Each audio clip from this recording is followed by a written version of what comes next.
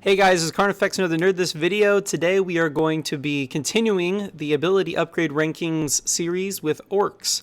For those of you who haven't watched any already, basically how this goes is I have created a spreadsheet, which is linked in the description, that breaks down the value of an individual upgrade for each ability. So for example, on a 1 to 5 scale, I rank the cost of upgrading ability 1 for Diesel Raagh to ability level 2 from 1 is a 5 out of 5. It's a really good thing to upgrade if you have it.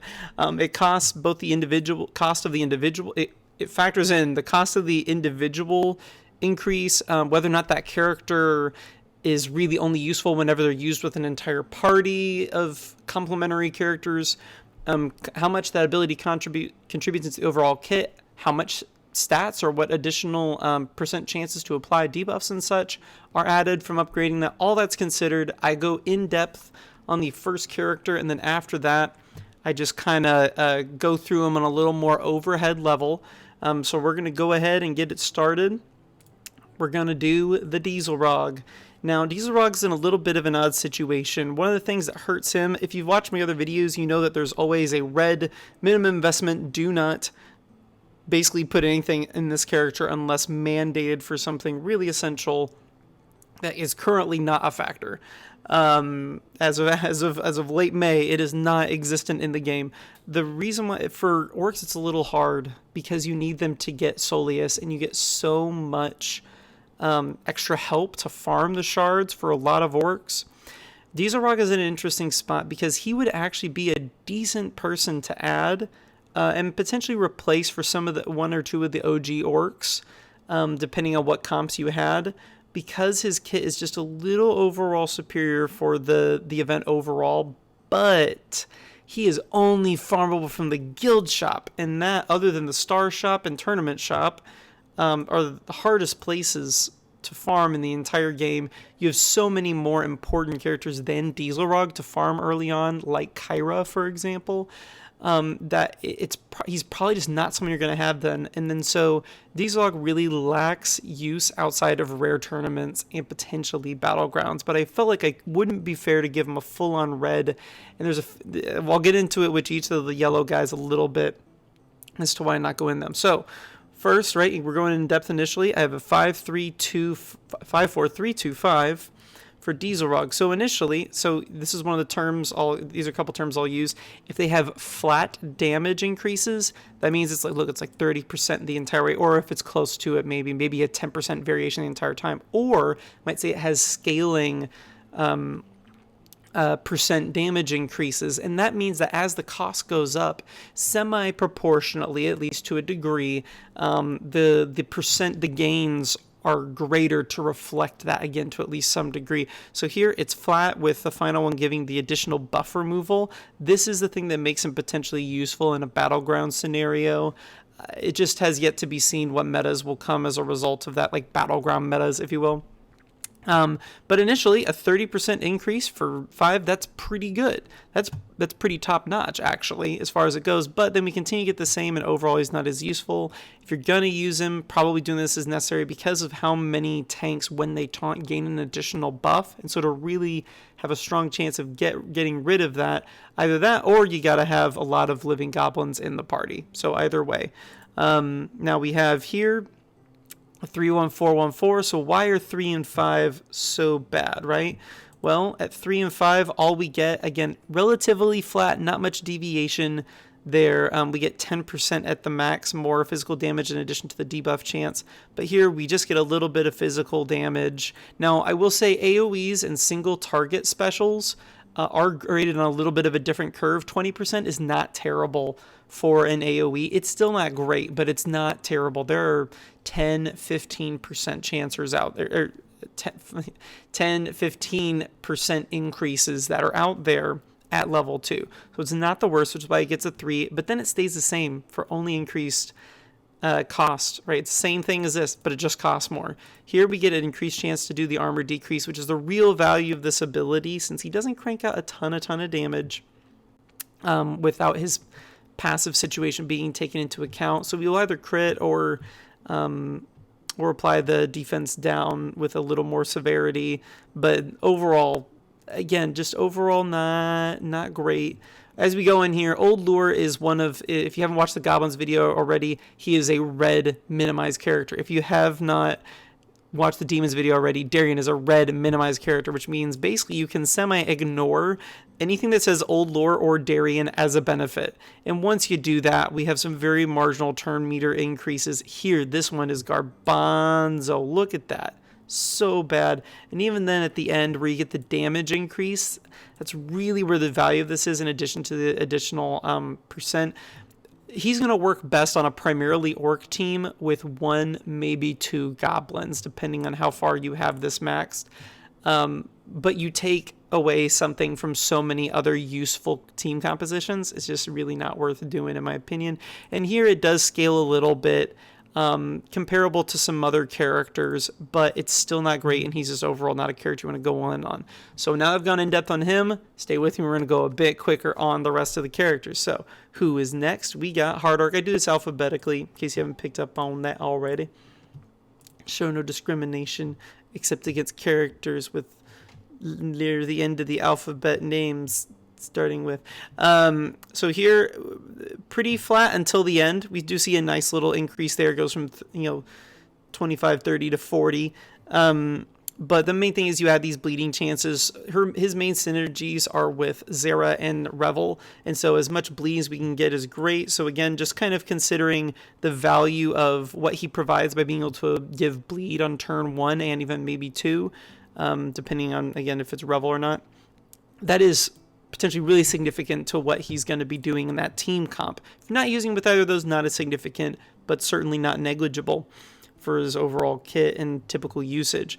A chance to apply the ability block. Initially, we don't really get much to it, and that's really the point of that. He doesn't do a ton of damage.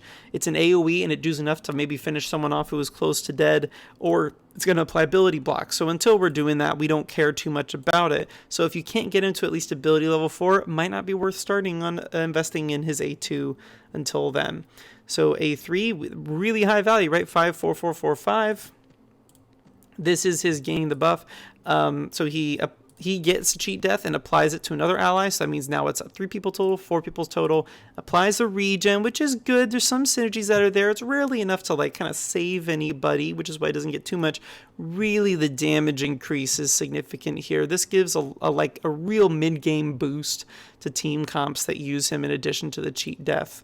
So the cheat death is a great mechanic for raids. The damage increase is not bad for raids, but it's also a pretty good situation for tournaments where you don't have necessarily super synergized team comps to give that mid-game boost. And finally, we have this is so why you're using Hard Orc. So at the end, we do get a little bit of a drop-off because we get the same thing 3 times for only significantly increasing cost. Initially, it's only going up 20% chance. That's not really a lot. It's kind of still worth doing because it's the point of his kit, and it's only going to cost you a few green scrolls. But getting to it, I love anything that gives me 100% chance. It makes me feel like I can rely on it a bit more and consistently and go with team comps that utilize those aspects of the kits. You want to get this all the way maxed. That's just the reality of the situation, but you do get a little less value there, but it's 100% worth doing. Moving on, go into Courtroom. Courtroom's one of our other yellows. Again, a lot of people are going to use him to unlock and maybe even get Solius to 7 stars.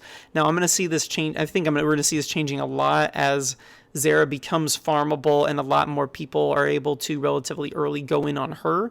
But until then, a lot of people are going to be using Courtroom. Probably anybody who's watching this video in the next month or so, at a minimum, and people who were playing beforehand who aren't whales. His main part of his kit is this, and unfortunately, you just really do not get much. Remember when I said there were 15% chancers out there? It just very, very marginal increase to stun chance. The fact that it's only available on turn 3, the fact that it's only for 1 turn, it's not like for something bonkers late.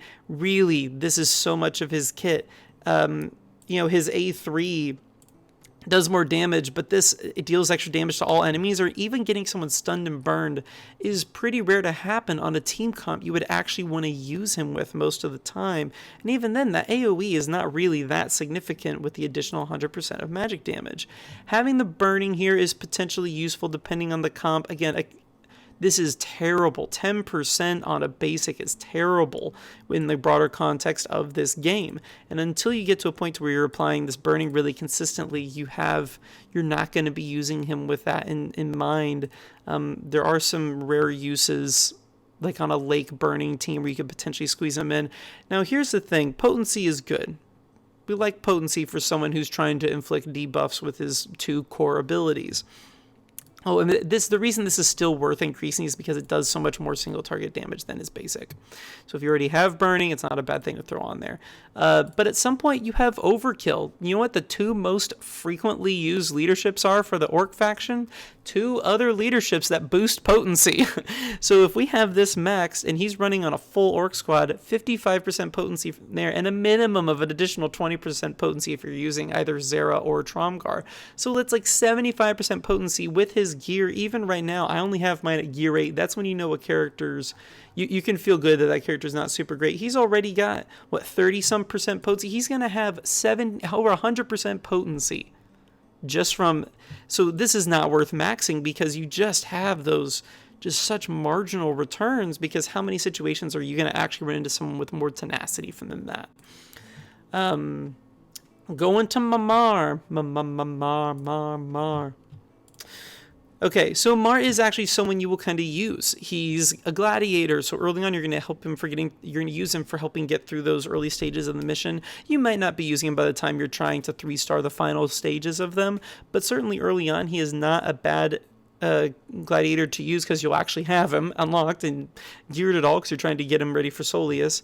And his A1 does not have, I mean, it's kind of flat, but it's not terrible. It's really not terrible, and he's all about the physical damage. Now his AoE, this is the creme de la creme. Again, 20% is not bad. This is a bit of a weird drop. It's like, man, we went 20, 30, 20, so the ability 4 is like, and he doesn't get this until turn 3 at the soonest, but usually you're going to end up using Rage first, so really not using this till turn 4. That's a little unfortunate, but this is, if you can get in a situation where you can run this at least twice, you're really going to get a lot out of this character. Now early on, obviously getting that crit chance increase is super crucial to being able to get those AoEs to crit at least 4 times, the AoE to crit at least 4 times. Getting a little extra turn meter is not bad, especially when you've waited this long to have him really come online. Getting the crit damage increases obviously makes a ton of sense if you're going to go ahead and put him pretty far, but is 32 blue scrolls worth, even if you have 1,300 sitting in reserves, worth it to get the extra 10%? Not likely. Next, we're going into this. Now, again, I haven't put this very far. Just this is more something to keep in mind when you're going against Mar. If you know that he's about to come up on his AoE and you're like, okay, it's time to finally kind of like prioritize him a little bit, maybe get him out of here, try not to leave him with basically no life whenever he's just done his self buff and he's trying to get done, because he could potentially, if this is invested in, crank out a decent amount of extra damage, maybe 50% more damage pretty easily, 100% more damage pretty easily. This has a lot of potential, but against a smart player, you're not going to run into it too much, and in a lot of like raid situations, the value's not really there either, because if he's that close to being dead, he's probably about to be dead anyway, and a little extra damage is not worth the investment. So get a little bit, why not? It's low cost, but after, it's more just something to keep in mind with as you're trying to take him out. So more Doom, we're going to see a lot of good stats here, but his A2 and A4 do not get a lot of love. Now that is not because these are bad abilities, it is because the value we get out of the upgrades is not so great. There are some great abilities that have low rankings, because really once you have the ability, and we don't get too much out of boosting it. It's already a great ability, so they didn't need to put a lot into it. Now here, again, we're getting 40% on basic on his A2, so that's great. I don't knock it off too much, because it gives us great value early on and doesn't, 40% is pretty much as high as you see on a basic, so we do like that, especially starting off at 30. increased chances to remove the buff, so incredibly huge, and getting to the point to where you remove 2, again, as I referenced before, is so significant because of how many tanks will apply a buff to themselves in addition to having potentially like buffs applied by other characters. Why does the A2 not get much? Because honestly, these dudes don't put out a ton of damage. In fact, I would say that increasing the damage is more valuable for the healing demon, because it means he's going to heal more. And usually in arena right now, you're not running this a more Doom, Zehra or a Slinger comp with the healer. You want these increased chances to actually summon the 2, which you finally get to 100% at the end, and you want to care about the health that you're getting so that they can take some hits. So the main priority here is just getting to the point to where you eventually are able to guarantee that you're going to get 2 demons out there, and they're going to have more health and damage, which is good. The Rock, I mean, it's all 5s. How can you not look for, if you want to think about raid value, kind of raid value, there's not, they don't necessarily apply a ton of debuffs with basic, the Dragon and Solius don't. So like half of them apply debuffs with basic. Well, of course, but they're not going to be able to be ability blocked by the end here, and so you're actually going to get a lot out of. You actually are going to get a lot out. I'm sorry, I got a little sidetracked there. So much raid value here, so much arena value here. Each one of them is so significant, and it cranks up his damage. And since he doesn't have the craziest raw damage numbers in the game, and you usually run him on a speed set anyway, it's good to boost that damage. Holy cow, so great. Now here, again, it scales decently, and it's for every demon in the party, so this is not one per, the whole party. It's one for each individual in the party. So this does scale pretty good, and whenever you look at all the high tenacity Tromgars out there, it is worth doing, but really only if you're going to bring to like at least ability level 5 or 6, and it's certainly lower priority than the other things to bring that high. Moving on, who comes after the more Doom, the Doomster? It's Mortha, our last yellow. Mortha only currently, as of late May 2020, only needs to be built enough to 7-star Solius and 3-star Gladiator events. So that's both the rune in order to get damage runes maxed out to the tier 7, and then also for the ability scrolls event that comes around on a rotating weekly basis. So she does not do much damage. All you need her to do is heal enough. Just heal enough, do enough damage here. She's not the worst gear in the world, which is merciful at least, but maybe we actually wish she was a little harder to gear with some better stuff in it. Not like some of those hard to gear crappy, but like crappy actual stats items. Such poor overall damage. You're not even going to use it until like turn 4 again after the first turn. Who cares if she's going to go through, do shield piercing damage? She's probably not going to do anything. So rough. Even when you're running a full orc party with her passive maxed. If you're going to do, this is what I've brought her to, and I've, freaking cleared everything at this point that I could do with gladiators, and I have still not maxed her out. It scales pretty cruddily. Whenever you look at all the AoE healing abilities that do 50, 60, 80%, as they go to all members of a team, and this is like, okay, I guess we have 300 on the first, and 200 on the second, and I guess 200 on the other one. But anyway, it's... target out by 40, 30. Yeah, so it's like, even that 400% is not, it's nowhere near the best single target heal, and it's nowhere near the best AoE heal, even. So it's just a bad ability. This is good to an extent, because there's not much that brings back shields. Kind of like similar return for the Xantara basic, but overall just hard to justify early on when you have so much need for scrolls. Here again, I brought it here. It scales just like more Doom's potency increases. Giving her some magic damage doesn't hurt, but just not worth it. She is Mortha. Don't do it. Even though, again, she is really easy to gear. At some point, you might cave and do it, but Mortha. I'm not crazy. Next was Rantha, right? Yeah, Rantha, and then we just have the 2 orcs you actually care about, right, at the end.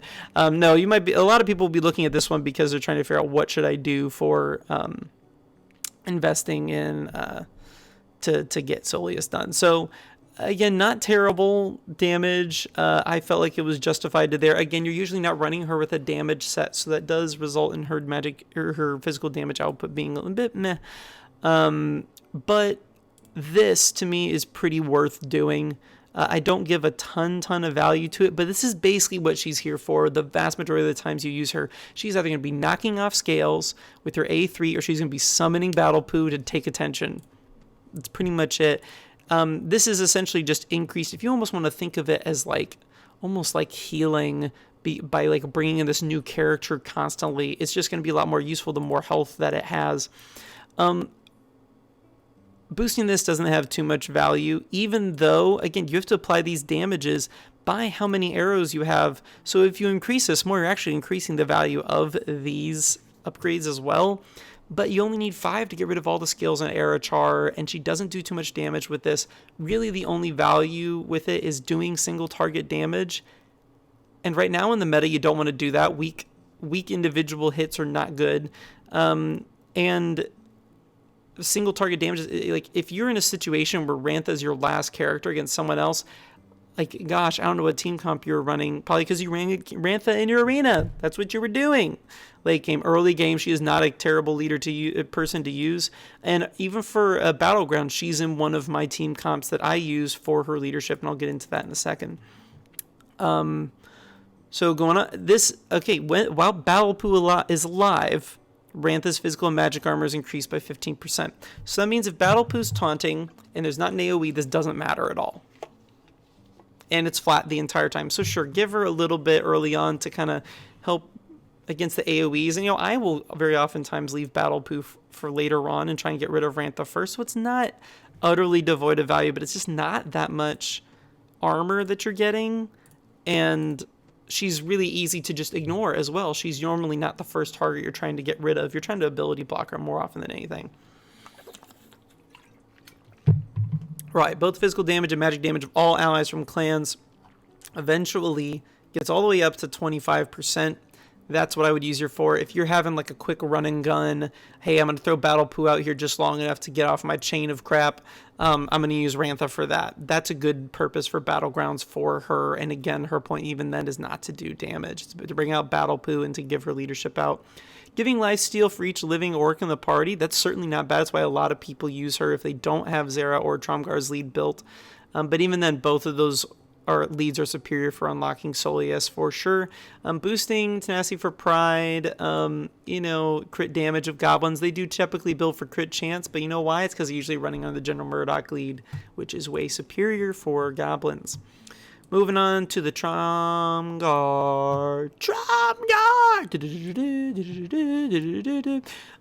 We're getting a lot of value in the late stages for both his taunt and his basic. We're not getting as much in his A3 and A4, and then we'll see some in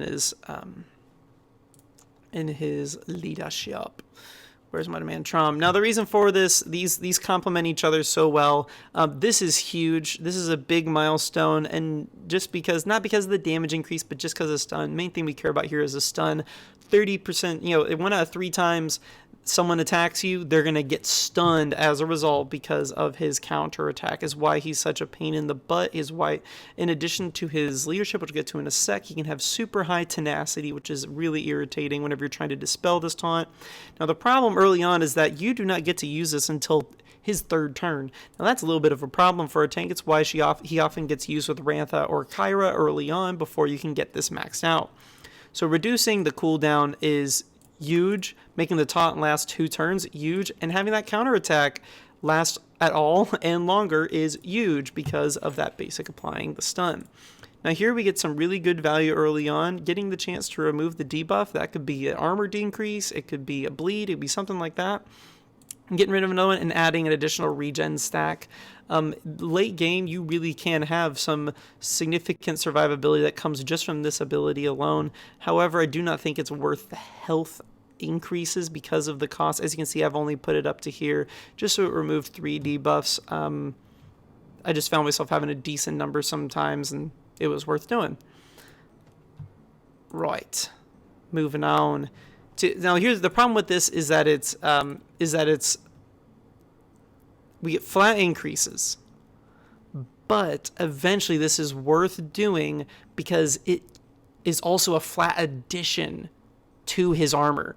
So his physical armor goes from like 45% to 75%. You don't see many opportunities for that in this game. So that's really significant for going up against physical damage enemies.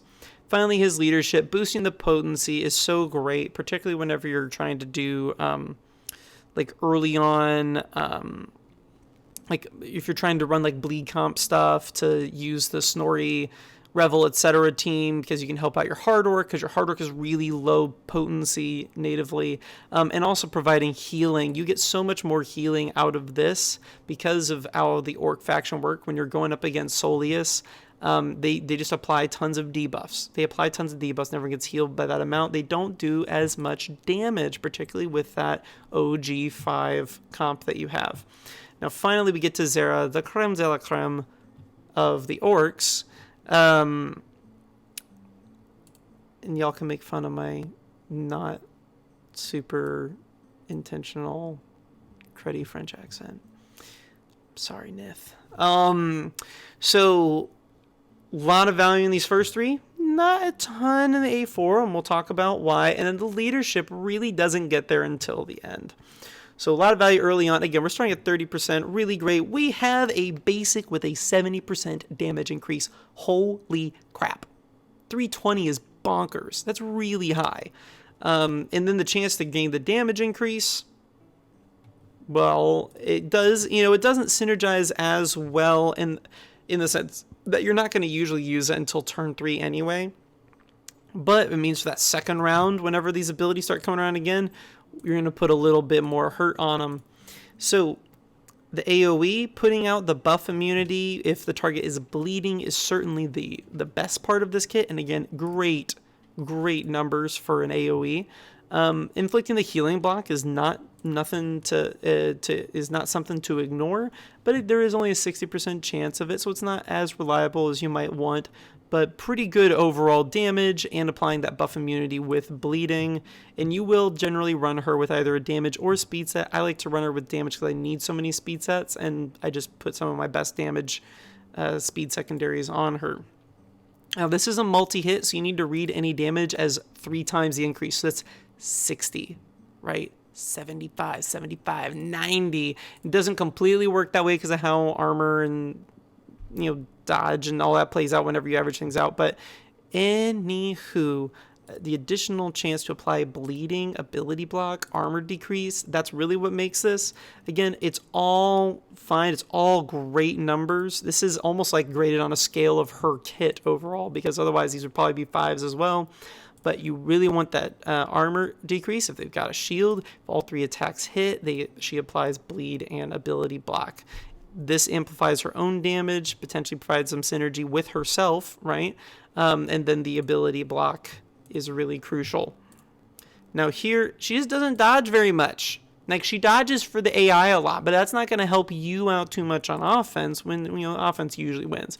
Getting some good lifesteal, that is not bad. Essentially, she has an AoE and a multi-hit with a high damage value. Again, maxed out, this is 230 of her. That's, again, translates to, ignoring like damage mitigation and stuff, 690%. That's a pretty crazy single target. Getting some life steal is great. She's going to be a frequent target. She's not going to dodge that much, and you're not going to use Rantha very much with her at all, if at all. Now finally here, potency increases. We like potency increases. They are certainly not bad. I am not coming down on that, but a little bit of potency and maximum health is at least Tromgar with his tenacity increase, it also synergizes with him being able to resist dispels. It's certainly better. I can't grade them the same initially. When the battle starts, all enemies receive a tenacity decrease. That's good, but if the enemy's faster, that might not help you too much. Not bad, certainly not, game breaking.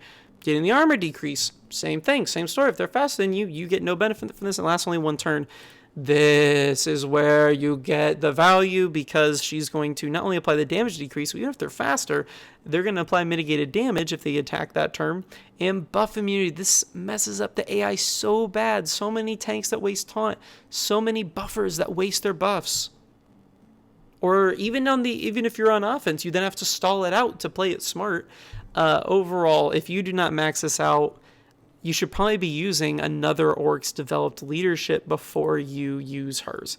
So I hope you guys got a lot out of this video. Again, link is in the description for you to see. Just get to this sheet, which has all of the race factions on it. Everything's updated at this point for those of you who've been kind of keeping up. But hope you guys have had a good one, and I'll see you next time.